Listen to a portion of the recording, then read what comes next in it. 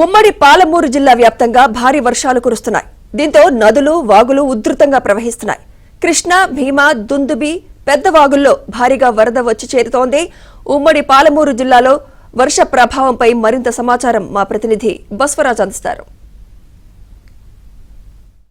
ఉమ్మడి మహబూబ్ నగర్ జిల్లా వ్యాప్తంగా విస్తారంగా వర్షాలు కురుస్తున్నాయి. గత రాత్రి నుంచి కూడా భారీ వర్షాలు నమోదవుతున్నాయి. మొత్తం గత 12 గంటల వ్యవధిలో మహబూబ్ నగర్ ఉమ్మడి జిల్లా వ్యాప్తంగా 6 నుంచి 9 సెంటీమీటర్ల మధ్యలో వివిధ ప్రాంతాల్లో వర్షపాతం నమోదైంది. దాంతో వాగులు, వంకలు పొంగిపొర్లుతున్నాయి. ఉమ్మడి మహబూబ్ నగర్ జిల్లాలో ఉండే వాగులన్నీ కూడా భారీ వరద తాకిడి కనిపిస్తుంది. ప్రస్తుతం మనం కోయిల్ సాగర్ వద్ద ఉన్నాం. పెద్దవాగు దగ్గర కోయిల్ సాగర్ ప్రాజెక్టు ఉంటుంది. కోయిల్ సాగర్ ప్రాజెక్టు గత 4 రోజుల నుంచి కూడా ఇక్కడ గేట్లు ఎత్తి దిగువకు నీటిని విడుదల చేస్తున్నారు. ఈ నీరు నేరుగా వెళ్ళి ఊకచెట్టు వాగులో కలుస్తుంది. ఊకచెట్టు వాగు నుంచి నేరుగా మళ్ళీ కృష్ణానదిలో కలుస్తుంది. అయితే ఇక్కడ మనం ప్రస్తుతం కోయిల్ సాగర్ వద్ద ఉన్నాం. కోయిల్ సాగర్ పరిస్థితి మనం పరిశీలించినట్లయితే కోయిల్ సాగర్లో ప్రస్తుతానికి 3 గేట్లు ఎత్తి మొత్తము 3500 క్యూసెక్ల నీటిని దిగువకు విడుదల చేస్తున్నారు. అయితే కోయిల్ సాగర్ గరిష్ట సామర్థ్యం 2.27 టీఎంసీలు కాగా ప్రస్తుతం 2.1 టీఎంసీ నీటిని ఉంచుకొని ఏదైతే వచ్చిన నీరు 3500 క్యూసెక్ల నీరు ఇక్కడికి వస్తుందో మొత్తం నీటిని కూడా దిగువకు విడుదల చేస్తున్నారు. దాంతో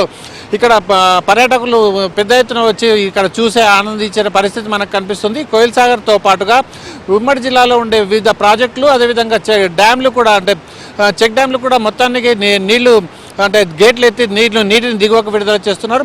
ప్రధానంగా కృష్ణానది పైన ఉండే జూరాల ప్రాజెక్టుకు భారీ వరద ఇవాళ మనకు నమోదవుతున్న పరిస్థితి మనకు కనిపిస్తుంది. 1,55,000 క్యూసెక్ల నీరు పైనుంచి జూరాలకు వరద వస్తుండడంతో జూరాల ప్రాజెక్టుకు 21 గేట్లు ఎత్తి, అదేవిధంగా ఒక 6 పవర్ జనరేషన్ యూనిట్ల ద్వారా మొత్తానికి దిగువకు 1,80,000 క్యూసెక్ల నీటిని దిగువకు విడుదల చేస్తున్నారు. ప్రస్తుతం జూరాలలో 8.51 టీఎంసీల నీటిని నిల్వ చేశారు. 9.567 టీఎంసీలకు గాను ప్రస్తుతం 8.5 టీఎంసీల నీటి నిల్వను ఉంచుకున్నారు. అదేవిధంగా జూరాలకు ఎగువన ఉండే సంగంబండ రిజర్వాయర్ పెద్దవాగు కూడా భారీగా వరద ప్రభావం కనిపిస్తుంది. అక్కడ 5 గేట్లను ఎత్తి 2,500 క్యూసెక్ల నీటిని దిగువకు విడుదల చేస్తున్నారు. మొత్తానికి సంగంబండ రిజర్వాయర్ కెపాసిటీ 3 టీఎంసీలు కాగా ప్రస్తుతం 2.67 టీఎంసీల నీరు అక్కడ ఉంది. అదేవిధంగా సరళ సాగర్, ఏదైతే ఊకచెట్టు వాగుపైన ఉండే సరళ సాగర్ ప్రాజెక్టు ఉందో ఇది ఏషియాలోనే తొలి సైఫన్ సిస్టమ్ ఉండే ప్రాజెక్టు. అక్కడ కూడా 2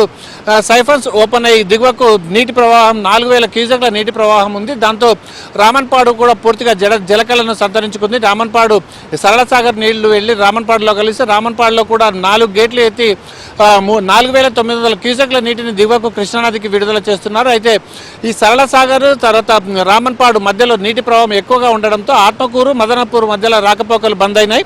అదేవిధంగా శంకర సముద్రం, ఊకచెట్టు పెదవాగు పైన ఉండే శంకర సముద్రం కూడా 2 గేట్లు ఎత్తి 800 క్యూసెక్ల నీటిని దిగువకు విడుదల చేస్తున్నారు. ఈ విధంగా ఉమ్మడి జిల్లాలో ఉండే ప్రాజెక్టులు అన్ని కూడా నీటిని అంటే దిగువకు విడుదల చేస్తున్నారు. ఈ నీటితో మొత్తం కృష్ణా పరివాహక ప్రాంతం మొత్తం ఏదైతే ఇక్కడ వాగులు, వంకలు, చెరువులు పూర్తిగా నిండి చెరువులు అలుగుపారుతుండడం, వాగులు కూడా మొత్తం గేట్లు ఎత్తి దిగువకు నీళ్లు విడుదల చేస్తుండడంతో 2 రోజులుగా మొత్తం ఉమ్మడి జిల్లాలోని జలాశయాలు, అదేవిధంగా వాగులు కూడా పూర్తిగా నీటితో నిండిన పరిస్థితి మనకు కనిపిస్తుంది. ఈ విధంగా వర్షం ఇంకా వచ్చే అవకాశం ఉంది. జూరాలకు కూడా ఇంకా ఎక్కువ ఫ్లో పెరిగే అవకాశం ఉంది. సాయంత్రం వరకు మరిన్ని గేట్లు ఎత్తే అవకాశం ఉందని చెప్పి అధికారులు వెల్లడిస్తున్నారు. ఎందుకంటే నారాయణపూర్ నుంచి నీరు విడుదలవుతుంది. అదేవిధంగా భీమా ప్రాజెక్టు పైన ఉండే సన్నతి ప్రాజెక్టు నుంచి కూడా భారీగా నీటిని దిగువకు విడుదల చేస్తున్న పరిస్థితి ఉండడంతో జూరాలకు ఇంకా ఫ్లో, అంటే ఇన్ఫ్లో అవుట్ఫ్లో పెరిగే అవకాశం ఉందని చెప్పి అధికారులు వెల్లడిస్తున్నారు. Video Santosh, Baswaraj, ABN Andhra Jyothy, Mahabub Nagar.